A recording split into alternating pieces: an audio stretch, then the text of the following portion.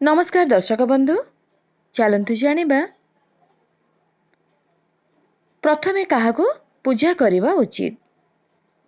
घरे पूजा पाउथुवा ठाकुरों को ना दांड अगणारे थिबा माँ वृंदावती को। कौन कहे शास्त्र। आज मनीष जदि एही जगतरे वास करुछि, जीवित और स्वास्थ्यवान रहिछि, तेबे एहार गोटिए कारण हेउचन्ते ईश्वर।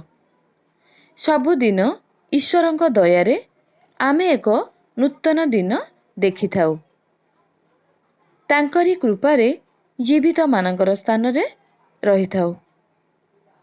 आमे समस्ते सकाळु उठिबा मात्रे निजर नित्य काम सारी ठाकुरंकर पूजारे लागि थाउ। कारण तांकर दया बिना कौनसी कार्य होई न थाए। मनीष ता जीवन रे जेते भी योजना करि थाउ, किंतु ईश्वरंकर साहाय्य बिना करि पारे नाही। आजिर विषय वस्तु हेउछि, आमे आगे ठाकुर पूजा करिबा दरकार ना माँ वृंदावती को पूजा करिबा उचित। यह समस्तंक मनरे रही थाए, किंतु आज आमे जानिबा एही संबंधरे। तेबे दर्शक बंधु, श्रीमती देवी भागवत नवम स्कंद 25 भागरे एही विषय रे लेखा होइछे। थरे भगवान श्री हरि तुलसी को माता सरस्वती आगरे लक्ष्मी को सह सौभाग्यवती कहिचंती। एही कथा को सुनी माता सरस्वती तुलसी को सह न करी पारी। उभयंक मध्यरे झगड़ा सृष्टि हैला। एहा एपरी रूप नेइथिला जे माँ वृंदावती विष्णुपुर को छाड़ी अंतर्जामी होई जाइथिले।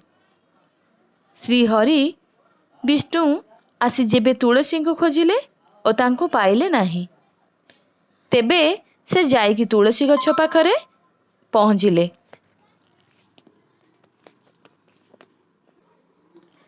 तुलसी बनरे श्री हरि स्मृति करी ध्यान करी विशेष 10 अक्षर मंत्र पढ़ी श्रद्धा सह पूजा कले। सेतेबेले माँ तुलसी श्री हरि को सामना रे प्रकट हेले। तेणु जेतेबेले 10 अक्षर मंत्र उच्चारण करथिले, सेतेबेले तुलसी दर्शन देइथिले। तेणु आपण जदि एही 10 अक्षर मंत्र पढ़ी तुलसी पूजा करते, तेबे समस्त मनर असह सिद्धि होई थाए।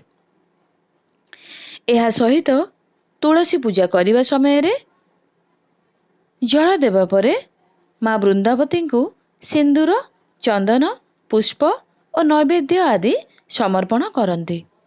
सेही व्यक्ति कोटि जन्मर पुण्य को लाभ करिथाए। देवी भागवत आमको कही थाए जे माता वृंदावती को धूप देवा, नैवेद्य देवा, पुष्प मध्य देई परिबा। जेबे भगवान श्री हरि तुलसी बनरे माता तुलसी को पूजा कले, 10 अक्षर मंत्र रे डाकिले, तेबे माता तुलसी प्रकट होई श्री हरि को चरण रे शरणागत हेले।